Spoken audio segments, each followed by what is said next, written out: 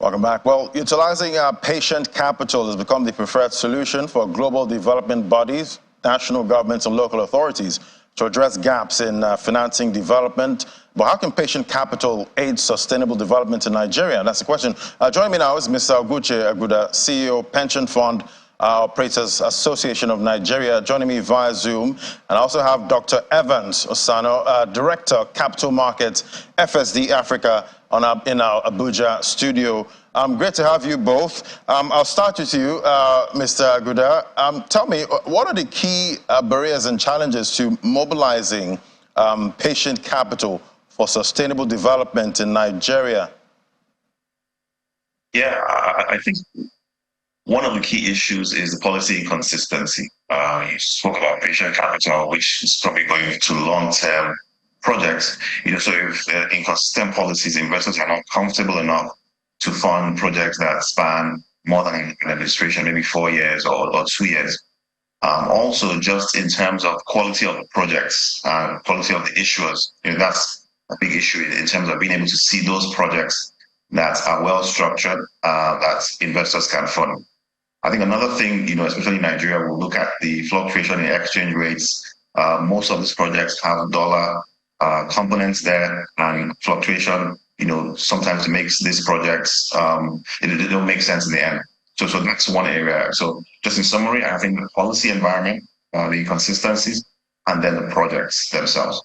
All right, let me go to Dr. Evans in our Abuja studio. We've seen, I know you're in the capital market. Are there any existing financial instruments or mechanisms specifically designed to support patient capital investment in sustainable development in Nigeria?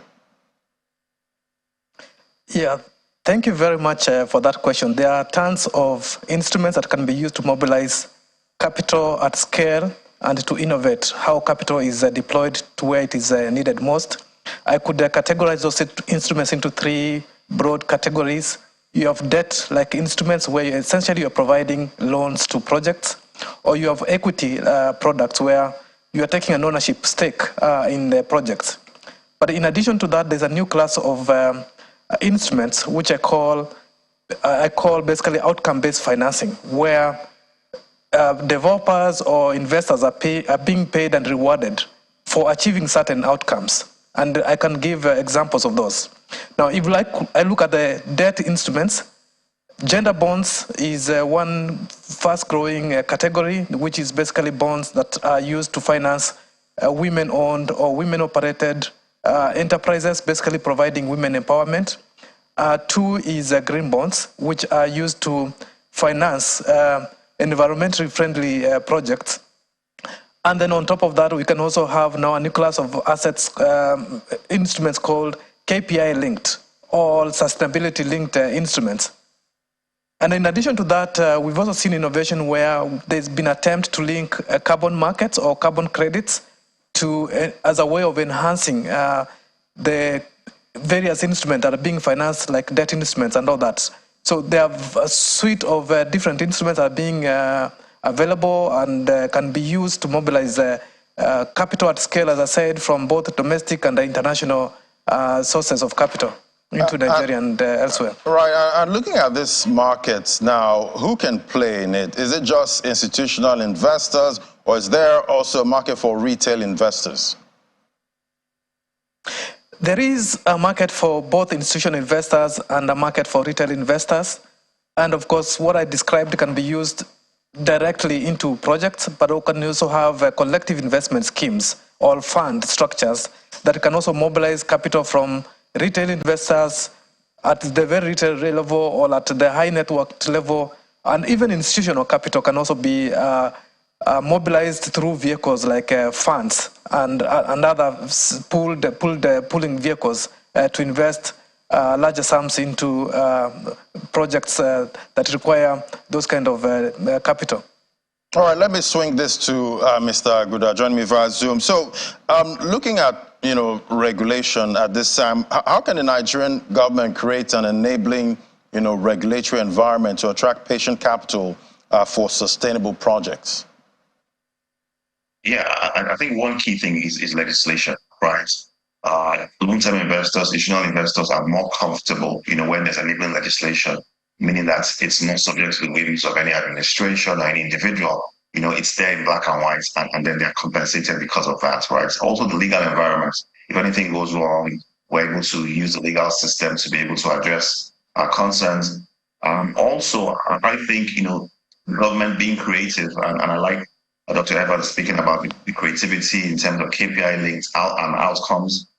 So the government being creative in using some of these outcomes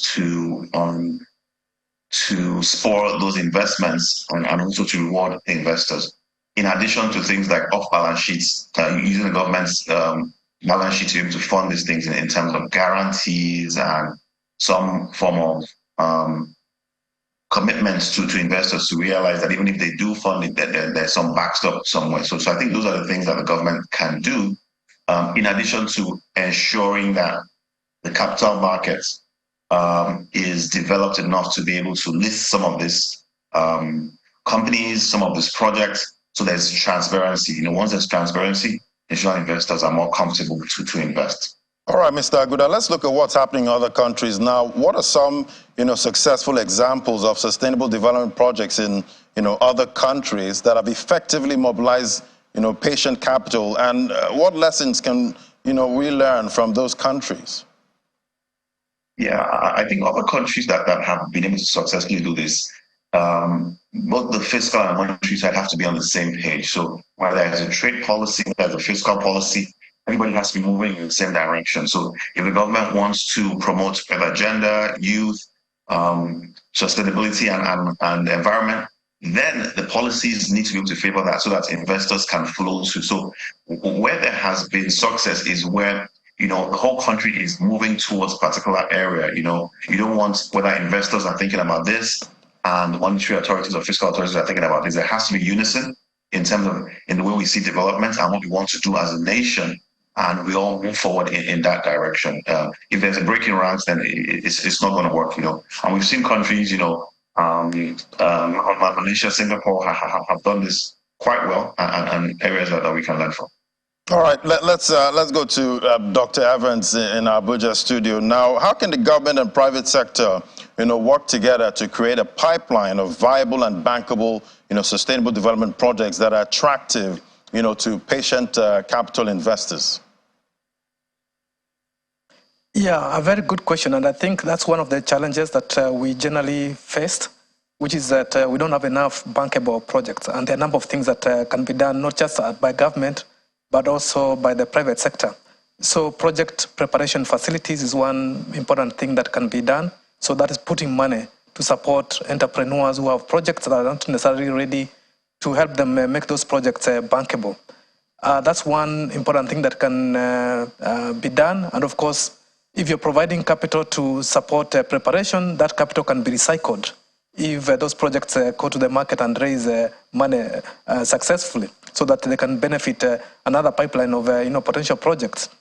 Oguchi has talked about government policy that can also be very, very catalytic. So it's again looking at the PPP framework, not necessarily at the federal level, but also at the state level, so that we can have a certainty in terms of what kind of projects can be financed, what kind of concessions are there, how you negotiate power purchase agreements that are certain, and in what currencies. That is very important. Providing, in some cases, incentives, including tax incentive, I must say, or at least removing tax disincentives that might exist to financing certain projects will be quite important as well.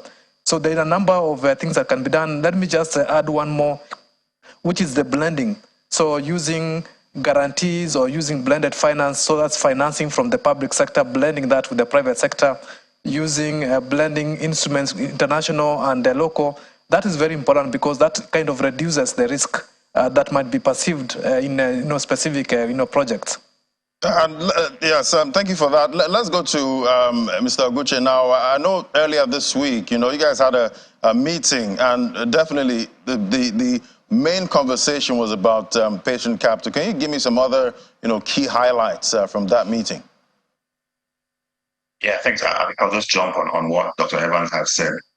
One of the things that came out clearly is the blending, right? Because what typically happens when we talk about either development or sustainability, they're always pushing back to the institutional capital to say, you guys need to receive less in terms of receive less than inflation. And the institutional capitals are saying that's not the way to go. We want to be able to receive commercial return, but if it's blended with government finance or development capital, then it can be given to those that need it at the rate that is encouraging for them to be able to pay back. So I think that came clearly. Another thing that came out clearly is the need for partnership between institutional investors, but also partnership with the government and other development partners. That's very important, and that came out clearly in the past week.